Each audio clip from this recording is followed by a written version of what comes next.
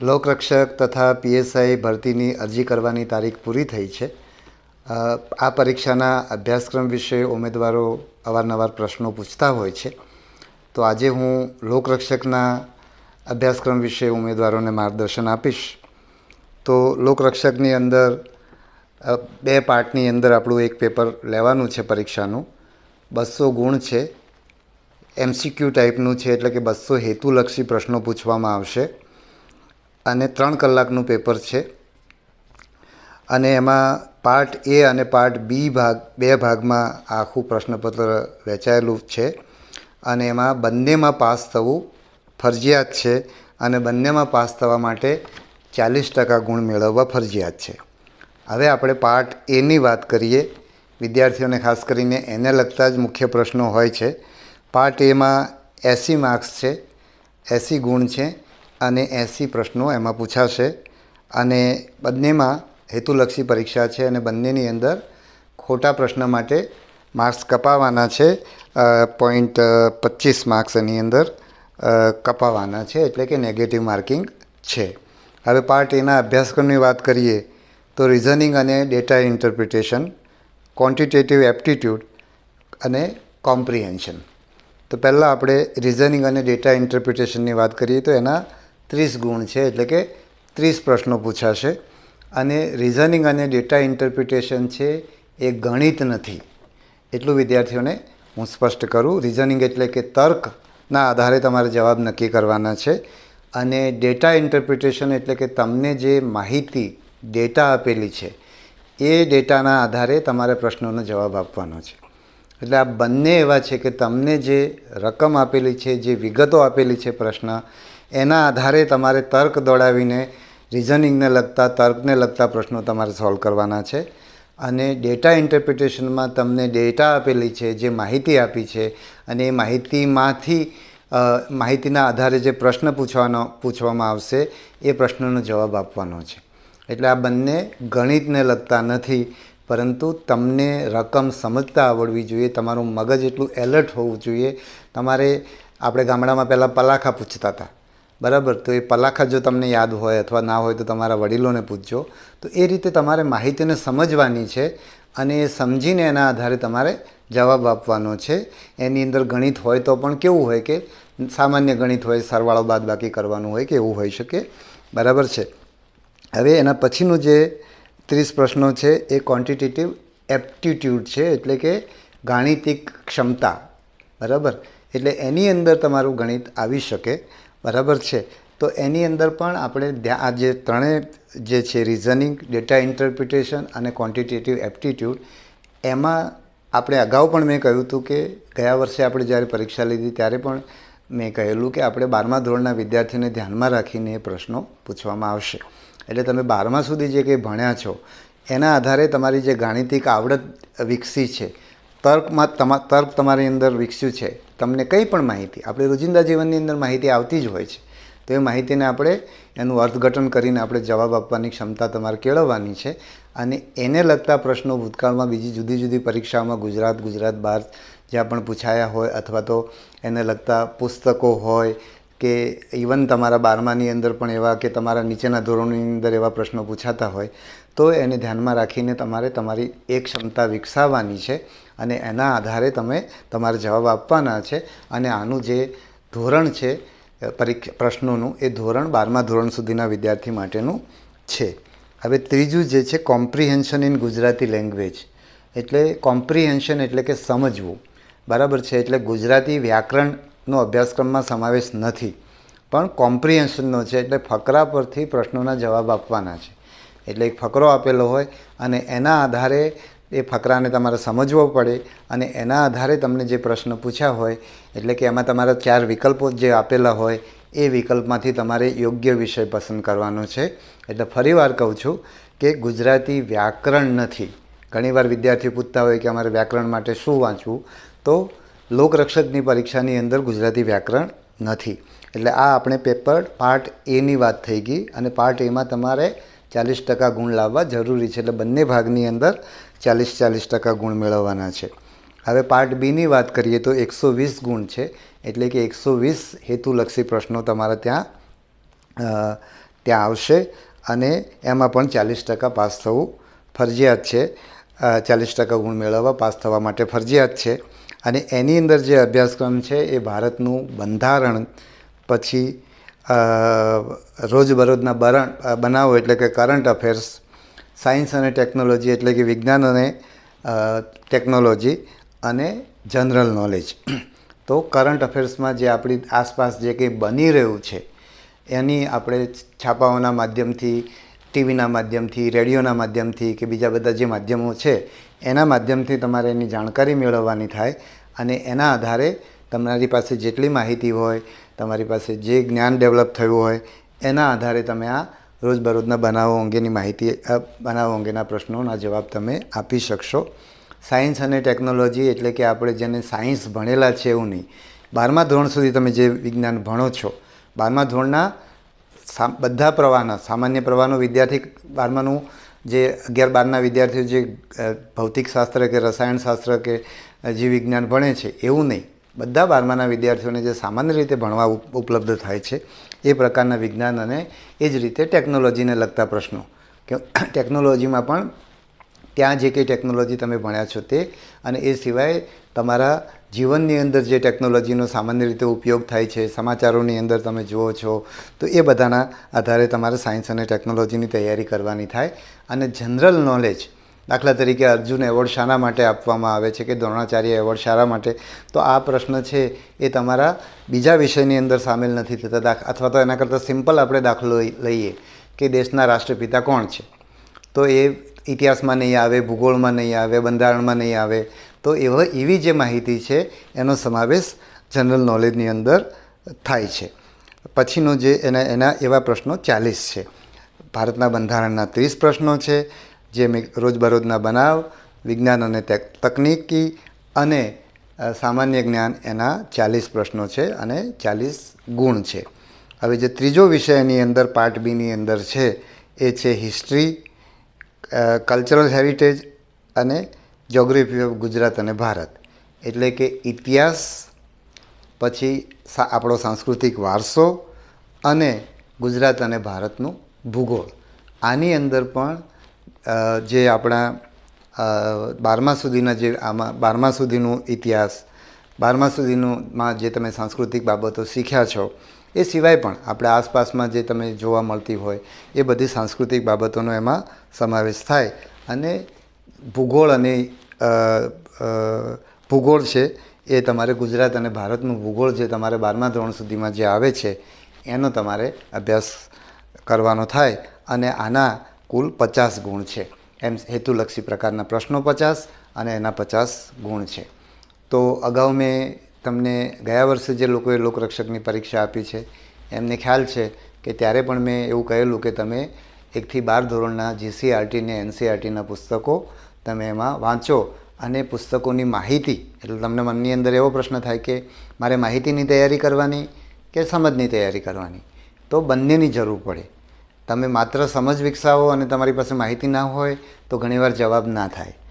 ઘણીવાર પ્રશ્ન સમજ આધારિત છે તો એને સમજ વિકસાવવાની અંદર પણ માહિતીની ભૂમિકા હોઈ શકે. એટલે તમે જૂના પ્રશ્નપત્રો, એટલીસ્ટ મેં જે પરીક્ષા લીધી છે એની અંદર તમે ગયા વર્ષની લોકરક્ષકની પરીક્ષા છે, તલાટીની પરીક્ષા છે, જુનિયર ક્લાર્કની પરીક્ષા છે, તો એ સિવાય પણ જીપીએસસીની અંદર પણ આ પ્રકારના પ્રશ્નો પૂછાતા હોય છે.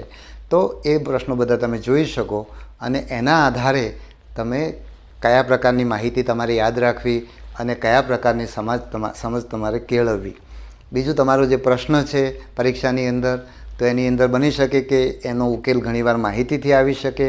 ઘણીવાર તમારી જે માહિતી છે એના આધારે ખરેખર એ પ્રશ્નની માહિતી તમને ખબર ના હોય, પણ તમારી પાસે જે માહિતી છે એના આધારે તમને ખબર પડે કે આ જે જવાબ છે, આ વિકલ્પ છે, આ વિકલ્પ એની અંદર ના આવે. તો એ રીતે તમે અમુક વિકલ્પો ના આવે અને હવે જે વિકલ્પ રહ્યા એમાંથી બાકી રહેલા વિકલ્પમાંથી આ એક વિકલ્પ ફાઇનલી નક્કી થાય છે, અથવા તો આ 2 વિકલ્પમાંથી હું એક વિકલ્પ પસંદ કરું છું. એ રીતે તમારે પ્રશ્નોનો જવાબ આપવો પડે. કારણ કે અત્યારના સમયમાં આપણે માહિતી પર આધારિત પરીક્ષા લઈએ તો તમે જ્યારે નોકરી કરવાના છો, તમે સરકારમાં જોડાઈને જ્યારે કામ કરવાના છો, તો એને માહિતી તો તરત જ ગૂગલ સર્ચ કરશે એટલે મળી જશે.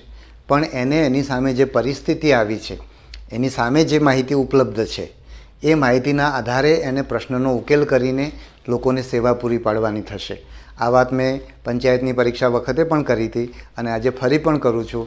એટલે આપણે સમજ આધારિત આ આખી પરીક્ષા એટલા માટે લેવાનો પ્રયત્ન કરીએ છીએ કે વ્યક્તિ પાસે જે માહિતી છે, ભૂતકાળમાં એના મગજમાં જે ભેગી કરેલી છે અને એણે જે સમજ કેળવી છે, એના આધારે એની સામે જે કંઈ પરિસ્થિતિ ઊભી થાય છે એ પરિસ્થિતિનો ઉકેલ કરી શકે. એમાં તમે ડેટા ઇન્ટરપ્રિટેશનની વાત કરો તો ક્યારેક તમારી સામે જે પણ લોકો છે અથવા તો જે પ્રશ્ન આવ્યો છે એ પ્રશ્નમાં ક્યારેક ડેટા પણ હશે, ક્યારેક તમારે તર્ક પણ દોડાવવાનો થશે, ક્યારેક તમે ઇતિહાસની માહિતીનો ઉપયોગ કરશો, ક્યારેક તમે ભૂગોળની માહિતીનો ઉપયોગ કરશો. તો એ રીતે તમે તમારી પરિસ્થિતિનો ઉકેલ લાવવાના છો. એટલે આ આખી પરીક્ષા આપણે જે લઈશું એ આ રીતે લેવાનો પ્રયત્ન કરશું. તમામને સરખી તક મળે. આપણી 12મા ધોરણને લગતી પરીક્ષા છે. એમ મેં અગાઉ કીધું કે ભાઈ 12માની અંદર ખાસ સાયન્સ ભણેલા લોકોને જ આવડે એવું સાયન્સ નહીં, બધા લોકોને આવડે એ પ્રકારનું સાયન્સ. મેં કીધું એમ 12મા સુધીના પુસ્તકો, જીસીઆરટી અને એનસીઆરટીના પુસ્તકો સમજીને પરીક્ષા આપવાની. મારી પાસે પંચાયતની પરીક્ષા આપનારા વિદ્યાર્થીઓ, પરીક્ષા આપીને પાસ થયેલા, તલાટીની પરીક્ષામાં પાસ થયેલા, જુનિયર ક્લાર્કની પરીક્ષામાં પાસ થયેલા વિદ્યાર્થીઓ મારી પાસે આવેલા. તો મેં એમને પૂછ્યું કે તમને આ એનસીઆરટી જીસીઆરટી સમજાય છે ખરી? તો એમણે કહ્યું કે એમને એનસીઆરટીના પુસ્તકો પણ સમજાય છે ને સમજવા સહેલા હોય છે. એટલે તમે અને તો પછી કેટલાકે મને એવું કીધું કે અમારા મિત્રોને અમે આ વસ્તુ કહીએ છીએ અને આ પાસ થયેલા વિદ્યાર્થીઓ છે. એટલે કહ્યું કે અમારા મિત્રોને અમે આ વસ્તુ કહીએ છીએ તો એ લોકો એની તૈયારી મતલબ એ વાંચવાનો પ્રયત્ન કરતા નથી. બીજી વાત, તમે જ્યારે વાંચવાનો પ્રયત્ન કરશો ત્યારે શરૂઆતમાં તમને થોડુંક અઘરું લાગશે, કારણ કે તમે ગુજરાત બોર્ડના પુસ્તકો વાંચ્યા હોય અને તમે એનસીઆરટીના પુસ્તકો વાંચો તો તમને થોડાક જુદા લાગે. બીજું, એનસીઆરટીના પુસ્તકો તમારામાંથી મોટાભાગના લોકો ગુજરાતી માધ્યમમાં ભણ્યા હશો, એટલે તમે અંગ્રેજીમાં તો નથી વાંચી શકવાના, પણ તમારે હિન્દીમાં વાંચવાના થાય. તો તમે શરૂઆતમાં તમને પહેલાં 2-3 દિવસ વાંચશો તો તમને હિન્દી વાંચવામાં પણ મુશ્કેલી પડશે. મારી પણ વાત કરું તો પહેલાં હું જ્યારે યુપીએસસીની પરીક્ષા આપતો હતો તો હું અંગ્રેજી પુસ્તકો વાંચતો હતો અને મને અંગ્રેજી પુસ્તકો વાંચવામાં તકલીફ નહોતી પડતી.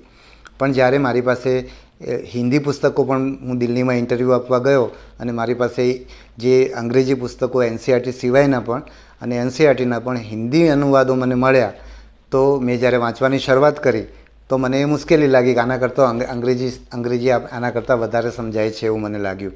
પણ થોડા દિવસ મેં હિન્દી વાંચવાનું શરૂ કર્યું પછી મને એ અનુભવ થયો કે હિન્દી વાંચવામાં કોઈ મુશ્કેલી નથી.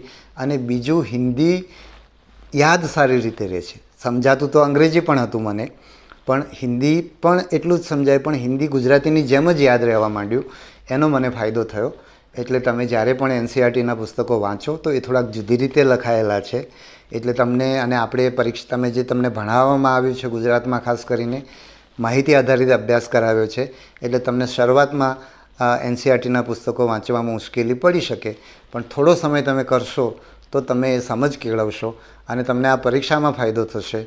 અને પરીક્ષા તો આપણે આટલા બધા લોકોની વચ્ચે બહુ જ ઓછા 12-13 હજાર લોકોને આપણે આ પરીક્ષામાં પાસ કરવાના છે.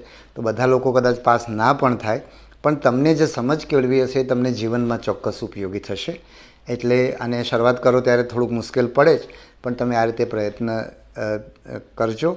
અને હું એમ પણ નથી કહેતો કે આ એનસીઆરટી અને જીસીઆરટીમાંથી જ બધું પૂછાવાનું છે, પણ એનસીઆરટી અને જીસીઆરટી તમને વિષયની જે સમજ આપે અને એના કારણે તમે તમારી આજુબાજુમાં તમે કોઈક વિડીયો સાંભળો છો કે ક્યાંકથી ટીવીમાંથી સમાચાર સાંભળો છો કે છાપામાં કશુંક વાંચો છો, તો તમે એનસીઆરટી અને જીસીઆરટીનો જે બેઝ બનાવ્યો હશે એ બેઝના આધારે તમને એ વસ્તુ સમજવાની સહેલી પડશે. અને એમ કરતાં તમારા મનની અંદર માહિતી પણ ભેગી થતી જશે, યાદ પણ રહેતી જશે અને તમારામાં સમજ પણ ડેવલપ થતી જશે. એટલે તમારી પરીક્ષાની અંદર જરૂરી નથી કે એનસીઆરટી જીસીઆરટીમાંથી પૂછાયેલો પ્રશ્ન હોય, પણ આખી પ્રક્રિયામાં તમે જે સમજ અને માહિતીને જ્ઞાન જે તમને વિકસાવ્યું હશે એ તમને ફાઇનલી પરીક્ષાના પ્રશ્નોને 2 કલાકની અંદર હેન્ડલ કરવા માટેની 3 કલાકની અંદર હેન્ડલ કરવા માટેની તમને આવડત તમારામાં વિકસશે અને એ આવડત તમને સફળ પરીક્ષાની અંદર કરાવશે અને પરીક્ષાની અંદર તમે સફળ ના થાવ તો એ આવડત આ નહીં તો બીજી પરીક્ષાની અંદર અથવા તમારા જીવનની અંદર એ ઉપયોગી થશે. તો ફરીવાર મને જે હું તમને કહી શકતો તો એ કહ્યું. તમારા મનની અંદર એવો વિચાર આવે કે ભાઈ તમે આને ડિટેલ અભ્યાસક્રમ કેમ નથી આપતા, તો લોકરક્ષકની અંદર જ્યારે ગયા વખતની લોકરક્ષકની ભરતી હતી ત્યારે અમે આ વિશે બહુ ડિટેલમાં ચર્ચા કરી હતી અને અમારા બોર્ડે એ વખતે એવો વિચાર કર્યો હતો કે સરકારે જો ખરેખર ડિટેલ અભ્યાસક્રમ આપવાનો થતો હોત તો સરકારે આપ્યો હોત. એટલે આપણે એને સરકારે જે નિયમો બનાવ્યા છે એની અંદર ફેરફાર ના કરીએ. બીજું તમારામાંથી કોઈકને એમ થાય કે ભાઈ ઓનલાઈન જે પરીક્ષા હમણાં લેવાની એની અંદર ગૌણ સેવાએ ક્વોન્ટિટેટિવ એપ્ટિટ્યૂડને એનો અભ્યાસક્રમ આપ્યો છે, તો એ અભ્યાસક્રમ અમે એટલા માટે નથી આપવા માગતા કે ગૌણ સેવાની અંદર એ ઓનલાઈન પરીક્ષા હતી એટલે પરીક્ષા લેનારી એજન્સીઓને એમણે કંઈક સ્પેસિફિક અભ્યાસક્રમ આપવો પડે જેથી એ લોકો રીતે પરીક્ષા તેની પ્રશ્નપત્ર તૈયાર કરી શકે.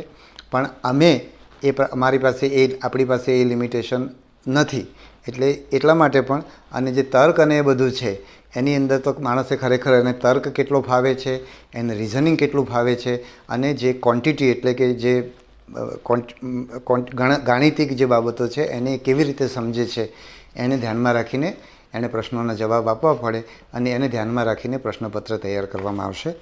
તો કોઈએ ખાસ કરીને ગામડાના વિદ્યાર્થીઓના મનમાં જ્યારે આ રિઝનિંગ, ડેટા ઇન્ટરપ્રિટેશન અને ક્વોન્ટિટેટિવ એપ્ટિટ્યૂડની વાત આવી તો એમના બધાના મનની અંદર ચિંતા થવા લાગી હતી અને એમાંના કેટલાક વિદ્યાર્થીઓ મારી પાસે આવીને એમની વાત કરી છે, મેં એમને સાંભળી છે અને એમના મનનો ડર એમણે આવો ડર રાખવાની જરૂર નથી.